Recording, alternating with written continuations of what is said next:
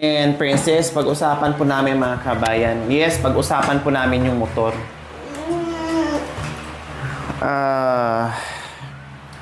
Yung regarding po sa motor po mga kabayan, pag-uusapan po namin ngayon ni Princess at Jerome. So, alam niyo po mga kabayan na number one nating tinulong ni Jerome is yung motor. Hindi natin inasahan na mapaayos natin yung bahay, no, mapabongga natin, plus mga gamit po mga kabayan. Kasi, ang aking pamaskong handog po mga kabayan, ang pag-iikot natin sa pamaskong handog ay motor, kalabaw, at cash assistance mga kabayan. Then, isa si Jerome nakakuha ng motor. Then, nakita naman natin siya ay ang hanap buhay niya ay, kumbaga, namamasada related sa namamasada po mga kabayan na kahit papaano yung pamamasada niya ay mapalitan sana, mapagaan sana, kaya motor ang binigay po natin. Pero ngayon po mga kabayan, mukhang nagkamali tayo ng bigay, no? Nagkamali tayo ng bigay mga kabayan dahil sabi ko kung motor para sa anak buhay, kung hindi naman po magagamit ay sayang naman, no? At masisira lang. At ayaw ko yung bigay ng bigay po mga kabayan ng hanap buhay kung hindi magagamit. Masayang yung pera na imbes na mapakinabangan pa ng iba po mga kabayan. So, yun yung mga ano natin, pag-usapan natin ngayon. So, Jerome, prangkahin ko na kayong dalawa ni Princess. Kunin ko muna yung motor sa ngayon. Nagmotor kami kahapon ate. Sumakay kami dyan. Saan kayo pumunta? Diyan, nag-ikot-ikot kami. Siya driver. Sino nag-drive? Si Jerome po. Si Jerome. So, kukunin ko sana yung motor. Kunin ko muna sana yung motor. Kasi, maraming nangangamba. At sabi ng aking mga sponsors natin at mga viewers, kahit doon na tayo sa mga sponsors natin, na mismong tumulong sa ating pamaskong handog na magbigay ng motor, na nagbigay ng motor, no? Mahirap nga naman, Jerome and Princess, na yung nakasanayan ni Jerome yung pagpipidal, na hindi pa siya naka-experience ng pagmumotor o pamamasada ng tricycle. So, kahit hindi sana alam, okay lang yon kasi matutunan. Pero ang nakikita ko talaga ni Jerome is mahina talaga ang loob niya. Talagang may takot. Hindi tulad nung sa pedal na nakikita ko sa kanya, nag-i-enjoy siya. Kayang-kaya niya mga kabayan. No, kayang-kaya niya. Mahirap pilitin si Jerome na mamasada dyan na baka mamaya madisgrasya. Baka mamaya sa kagustuhan na tayo lang ang may gusto na mamasada siya, tayo lang ang may gusto na bumiyay sa dyan, tapos yung sarili ni Jerome hindi pala niya kaya, may takot pala, mahina ang loob, mag-cause ng problema at maaksidente si Jerome, lalong malaking pundido yon sa pamilya kapag na kataon na disgrasya si Jerome, na wag naman sana. So, yan ang pangamba ngayon at sinasabi ng ating mga sponsors at mga viewers na delikado na bawiin mo na lang yung motolori at ibigay mo sa iba at bigyan mo na lang si Jerome ng kung ano yung pedal na mas kaya niyang maganap buhay doon sa pedal.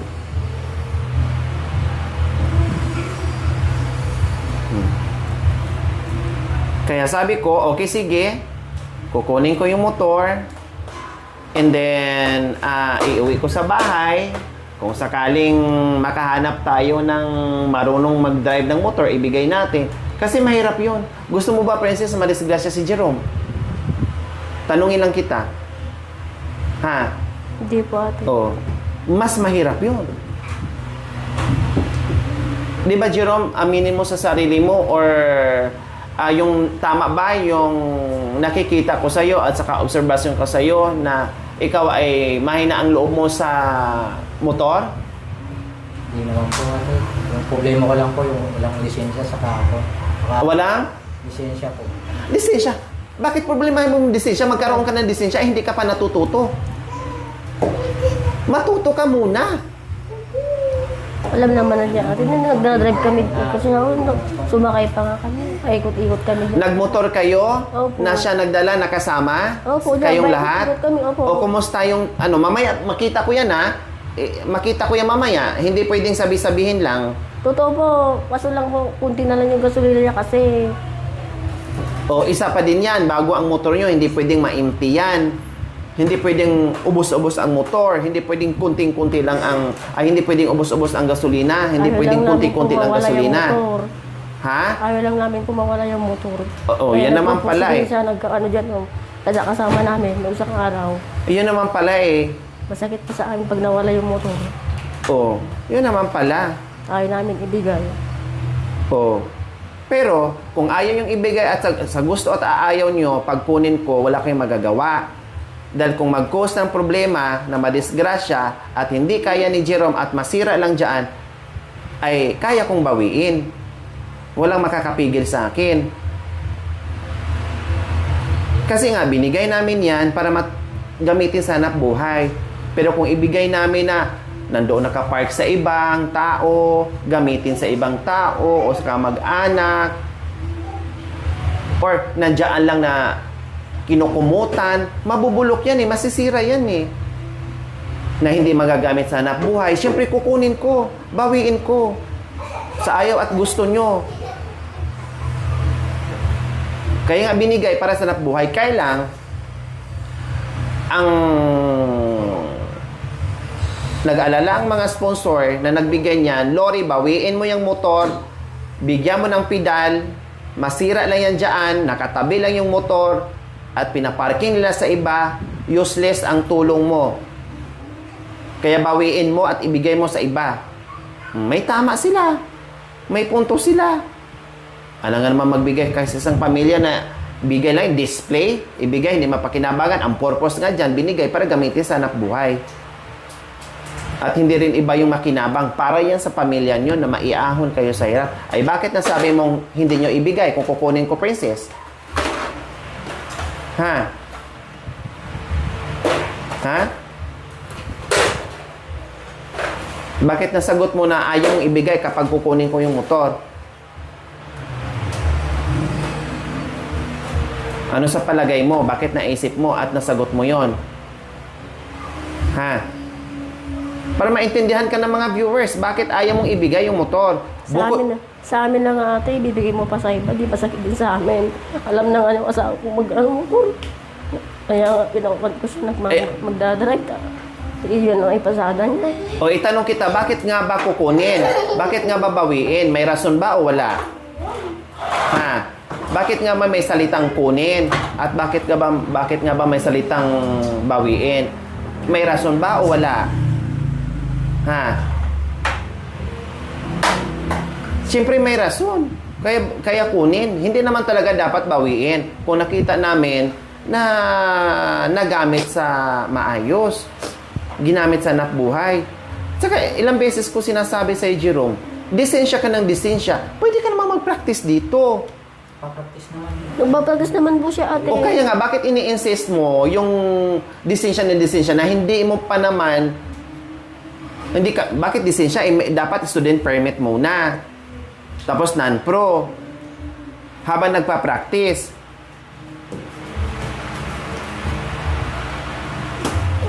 Ha? Unahin mo na yung, di ba sabi ko sa iyo, huwag niyong problemahin yung lisensya kasi wala naman din kayong pangkuha. Ako ang kukuha nyo, basta magpakita lang kayo na alam ko nang kaya nyo nang mag-drive ng motor.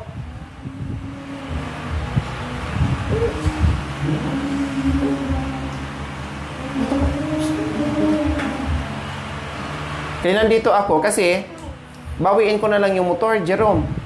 Kaya o hindi kaya? Ha? Hindi kaya?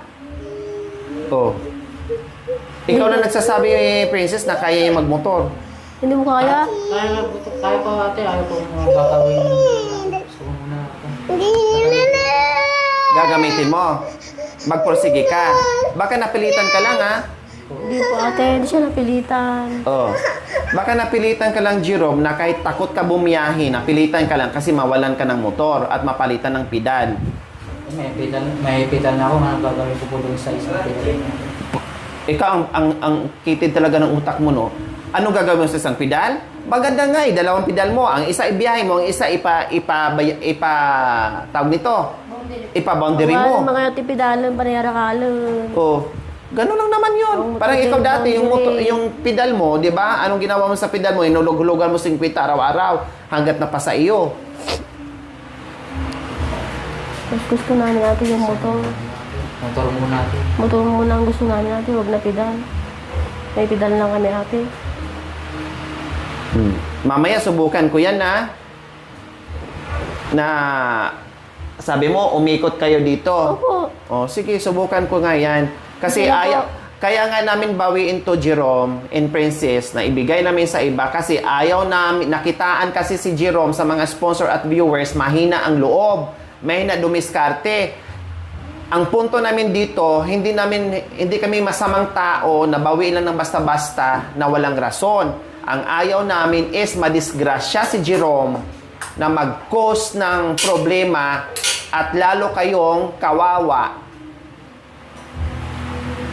Na wala na maghanap buhay sa anak mo na hindi mo rin kaya maghanap buhay dahil sa motor na hindi kaya ni Jerome. Yan ang iniisip namin. Kasi ang hirap naman na binigyan kayo, na napasama kayo, pinilit kayo na hindi nyo pala kaya. Kunin na lang. Hindi namin binawi yan o bawi yung motor na walang rason. Nakitaan kasi si Jerome ng mga sponsor. Ang mga sponsors na nag-utos sa akin, kahit ayaw ko man, pero sinabi na ng sponsor, Lore, puntahan mo at bawiin mo yung motor. Dahil si Jerome may na ang loob, takot. Mas sanay siya sa pedal. Pedal na lang ang bagong pedal ang palitan mo dahil bulok na yung pedal niya. O sige, bilhan mo ng pedal. Kaya sinasabi ko sa inyo, kung kaya ba o hindi, dahil kung hindi, sa ayaw at gusto nyo, kunin ko yung motor.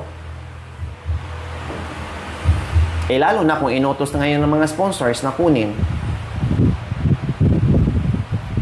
Wala eh, kasi 2 buwan na. Ilang buwan na ba? Ilang buwan na ba yung motor sa inyo, Jerome? Kung natandaan mo? 3? Tama, 3. Or 2.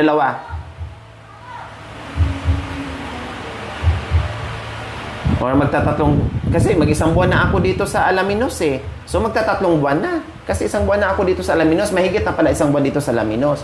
So magta3 buwan na. Tapos hindi mo pa kaya mag-drive na papuntang bayan. Ayaw namin ang madisgrasya. Ikaw, Ate Marie Chris, opinion mo doon sa sinasabi ko sa pagbawi ng motor? Tama naman po yung mga sinasabi mo sa kanya. Kasi ang punto niyo po sa kanila, baka siyempre hindi pa po siya talaga sanay. Baka po kasi siya makadisgrasya, mas lalo pong Tama. Paano ko Siyempre, si Jerome po, ang buhay ng tao sa kanya nakasasalalay sa Tama. kanila po. Kaya naintindihan ko yung gusto ng mga sponsor, tapos lalo-lalo na po kayo. Kasi kayo po nagbigay sa kanila eh. Yun po nakikita ko dyan. Halimbawa, nag-drive si Jerome dyan, mahinang loob niya, nakasagasa. Ano ngayon? Sino mananagot? Siya po tapos yung buwan.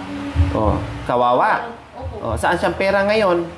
Pangbayad, pang-hospital doon sa nasagasaan niya kasi mahinang ang loob niya. May tao kasi mga kabi na mahina ang loob. May tao naman na kahit isang araw, ako nga mga kabayan, isang araw lang napatakbo ko na ka ng bonggang-bongga. No? Eh si Jerome nakitaan natin eh. Mahina talaga ang loob ni Jerome kasi hindi siya sanay, pedal. Ilabas mo nga, papadrive mo. So, ngayon, Hindi kapag nakadisgrasya, anong mangyayari? Di ba? Kasi sa loob ng 3 buwan, mga kabayan, ano na yun? Lalo na pagbago, naku, kaskasero na yun. Talagang ano na yun. Magaling na tayo, porsigido eh, excited eh. Ganun. Nakita nyo nung nandito nung nakaraan last time, nakamunti ka ng lumipad yung motor?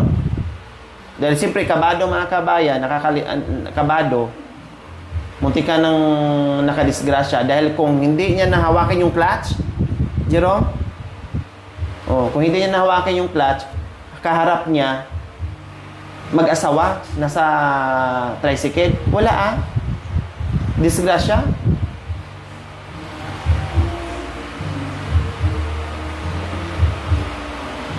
Kaya naisipan ng sponsor na, Lori, puntahan mo, mas mainam pa na kunin mo lang yung motor kasi ako'y natatakot. Na bahala kami, mahina ang loob ni Jerome. Kasi dapat matagalan siyang natuto. Kaya nga pinoprosigit ko kayo mag-ipon ng pera, Princess and Jerome. Kasi alam niyo kung bakit kapag may motor ka, 'di ba? Kukuha ka ng student permit. Kukuha ka ng non-pro, kukuha ka ng pro. Pagkatapos nun, pag marunong ka na, mamasada ka, kukuha ka ng permit ngayon sa munisipyo. Tapos, pag may permit ka na sa munisipyo, parang sa tuda, magbabayad ka na naman para makabiyahe ka. So, ang gagawin ko niyan, para matuto kayo, halimbawa, kung hindi matuloy ang paggawa ng motor, ikuha kita ng student permit, mag-ipon kayo unti-unti. Lagi ko ito sinasabi sa inyo, ipabalik-balik talaga, Princess Jerome, na kung anong pagagastusan nyo sa buhay-buhay, huwag nyo akong isipin, nandyan si Mami Lori, nandyan si Ate Lori, nandyan yung sponsors. Tanggalin nyo yan sa isip nyo at sa mga kukutin nyo. Ang isipin nyo, magporsige kayo mag-ipon para sa sarili nyo, para sa buhay-buhay nyo. Lagi ko yung pinapractice at para masanayan nyo at maranasan nyo kung ano ba talaga ang buhay. Diba? So, halimbawa, kuha kita ng student permit, mag-ipon ka ngayon kung paano ang pangkuha mo ng non-pro. Tapos, ang pag-ipunan mo na naman, Jerome, ang kukuha ng permit sa munisipyo. Pagkatapos, pag-ipunan mo na naman ang pangbayad mo doon sa tuda para meron kang tuda para makabiyahe ka kung anong tuda gusto mo. Hindi ko alam, wala akong idea ngayon sa tuda mga kami kasi yung iba mahal. Pag nagbabayad mga kami, so ako wala akong idea. Kasi ang pagmumotor, ang pamamasali, ano yun, hindi lang, may mga ano yun, kailangan. Bukod doon sa license mo, permit sa munisipyo, tuda,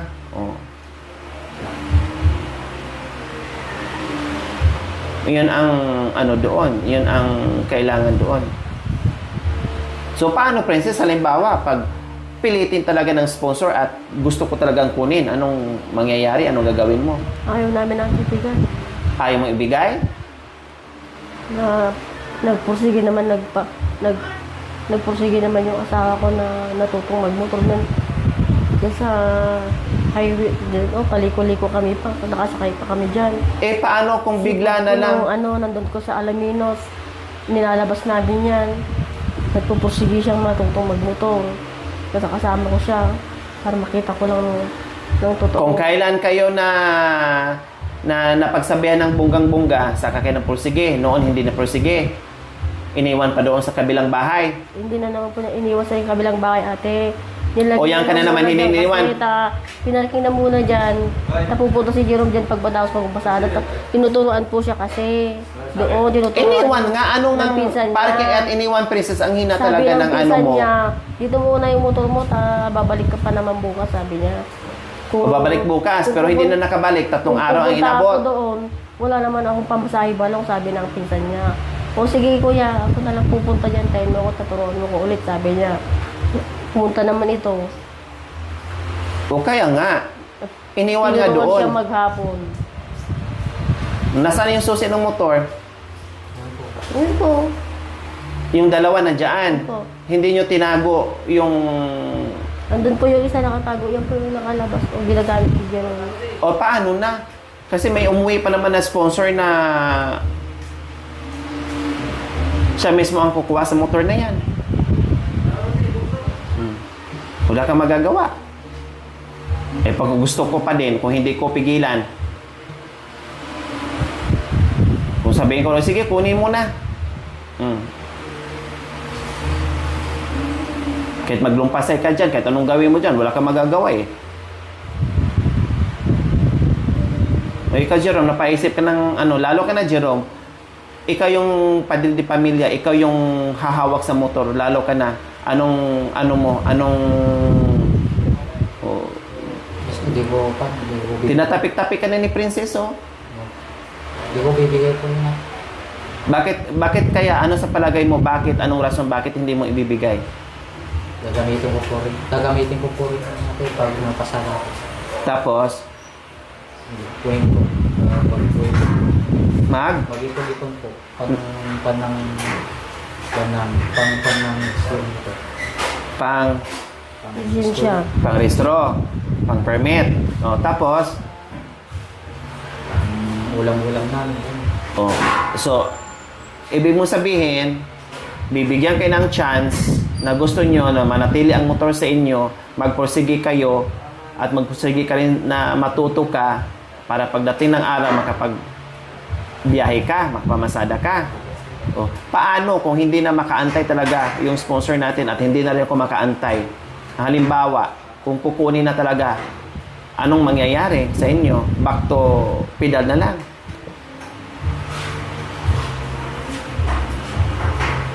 Ayaw ko payagin po. Ha? Ayaw ko rin papayagin po. Wala kayong magagawa. Ako na nagsabi, Jerome, kahit saan kayo pumunta. Ako na nagsabi.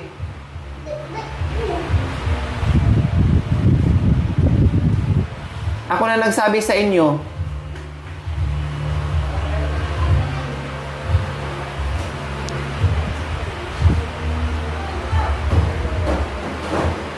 Sumawa yung mga bata sa atin. So yan, dapat Jerome ang inisip mo.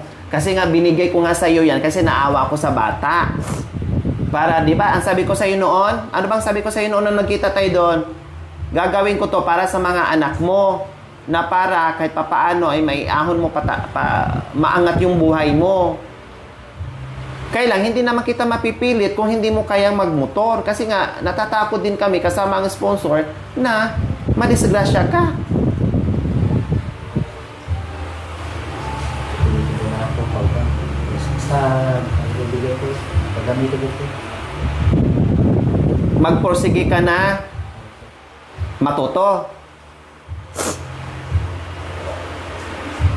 Kung naman o bibigay ko lang. Para kami naman kawawa dito. Oh, alam niyo pala, 'di ba? Alam niyo pala ang ayaw niyo pala maging kawawa yung buhay niyo. Kaya 'yun ang gusto kong marinig na ayaw niyo pala maging kawawa ang buhay niyo. So anong gagawin natin? Magpursige sa buhay. Kasi sayang yung motor na bigay namin sa inyo and then masira lang diyan, nakatambak lang diyan. Mahina ang loob mo, ayaw mong matuto. Sayang naman. Kasi useless yung iniisip namin na, okay, sige, ang buhay nila ni Jerome at saka ni Princess, bigyan natin ng motor para kahit papaano naman makatulong sa buhay-buhay na araw-araw. Maiangat man lang nila ang sarili nila, ang buhay-buhay nila. So, nandyan na. Oh. Yung iba, Ate Marie Chris, di ba, nabanggit mo rin sa akin, kung ako lang yan na binigyan ng motor, ay nagamit mo na, ay ganyan. Di ba nakapagsabi kayo, Ate Marie Chris?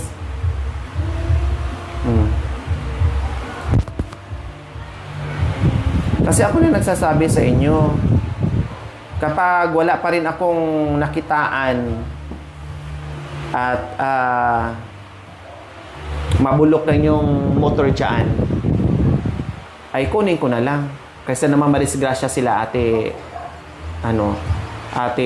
Marie Chris. Di ba? Kasi kayo talaga po nakasakala yung buhay ng pasahero na. Pati buhay niya. Opo. Pati buhay ng mga anak nila sa princess. Tapos nagpa-practice, sumasama-sama pa kayo. Kasama pa ang mga anak nyo. Paano kung sumimplang si Jerome? Para matuto siya ate kung marunong siyang talagang magmotor. Dinatry ko lang ate sa kanya nung talaga kung marunong siya magmotor. Try mo nga kung may sakay ka, kung alam mo na talaga sabi ko, tinry niya. Halika, sakay kayo sabi sa amin. Sumakay kaming tatlo. Kaya na naman pala, ikot pa kami dyan. Hindi na ano yung clutch.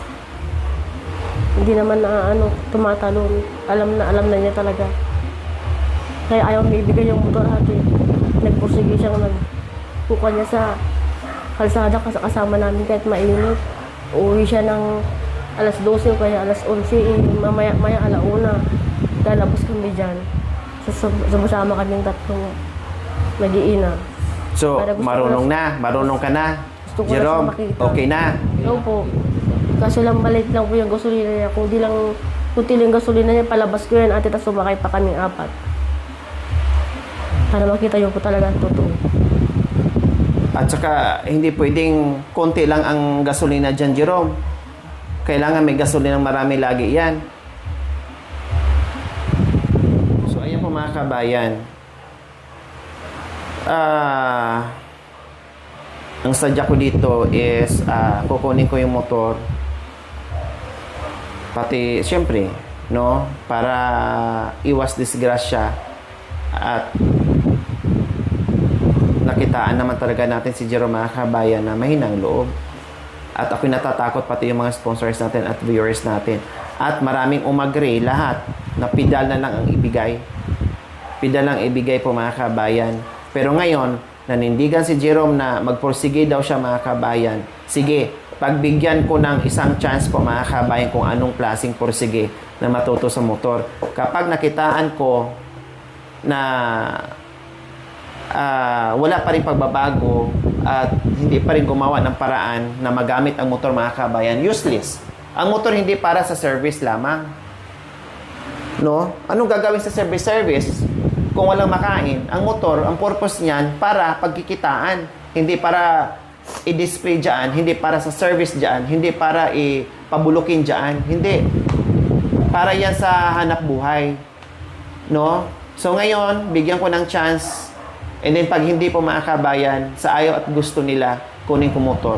Wala makakapigil sino man. Kasi yan din ang request ng sponsors at yan din ang gusto ko kaysa naman madisgrasya si Jerome na hindi niya kakayanin. Diba? So mahirap. Bigyan ko ng chance, last chance, and then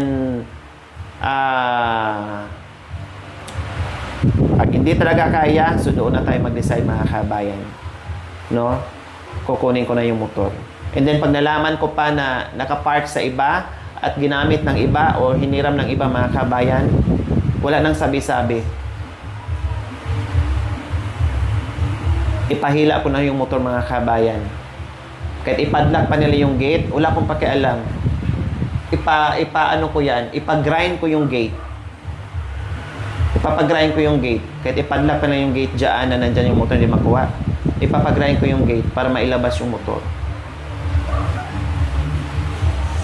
Pero ngayon, gustong matuto, ngayon pa nagpursige, kung kailan din tayo nag-push, kaya nga sabi ko,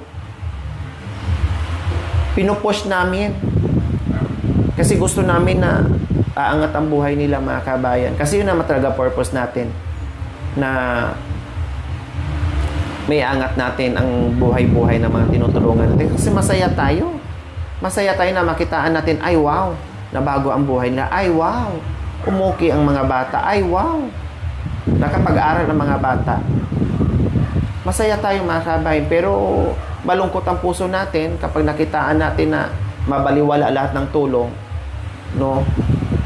Na imbes tinulungan nga natin, na imbes aangat ang buhay, ay lalong naghirap. Ay aba, hindi tayo matutuwang ganyan. Sayang yung tulong kamo. Sabi ng sponsor, anong klaseng tinulungan mo, Lori? Na imbes aangat ang buhay, pabagsak. Nandiyan na nga. Diba? So, ang hirap. Ang hirap po mga kabayan. So, ayan po mga kabayan, napag-usapan po namin yung motor. So, bigyan po natin ng chance na ma-practice ng bongga. At pag-ipunan nyo, Jerome ha, pag-ipunan nyo yung kukuha ng permit, pangtuda. Yan ang pag-iipunan nyo para makabiyahe na at maging okay na. Kasi bawiin talaga ang motor, promise. Hindi ako nagbibiro sa inyo, hindi ako nagjo-joke-joke. Lalo na ngayon na inuutosan ako ng mga sponsor